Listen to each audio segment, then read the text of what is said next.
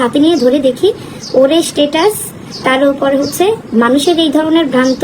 মানে মানুষের যে মহাপু নাই আর মহাপু মারা গেছে,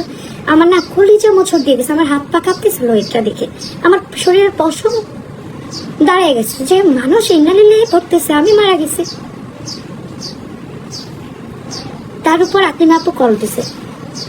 আকলিমা আপু কল দেওয়ার পরে বলতেছে যে সবাই একটু লাইভটা শেয়ার করবেন, সবাই শেয়ার করবেন। আজকে মেয়েটার কারণে বিউটি ইন্ডাস্ট্রিকে কুলুষিত করা হচ্ছে যে আসলে আমরা মানে পেমেন্ট দিলাম না বা বিষয়টা একটু বলো। আচ্ছা, এই পেমেন্টের বিষয়টা আসি। পেমেন্টের বিষয়টা হচ্ছে আকলিমা আপু যখন কল দিছে ওর সাথে কথা বলতেছে, ভাইয়া আমি তো এটা নিয়ে কথা বলছি, মেয়েটাকে বলছি যে মৌ, আমি তো মৌর সাথে কথাও বলিনি, তবে আমি এটা জানি মৌ কখনো এই টাইপের মেয়েই না যে সে কাউকে টাকা দিবে না, বরং ওর সাথে চলে দেখছি যে সে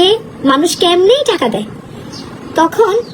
এই কথাটা যখন হইলো তখন আমি বললাম যে কি হয়েছে, তখন যাই হোক আপুকে বললাম যে আপু এরকম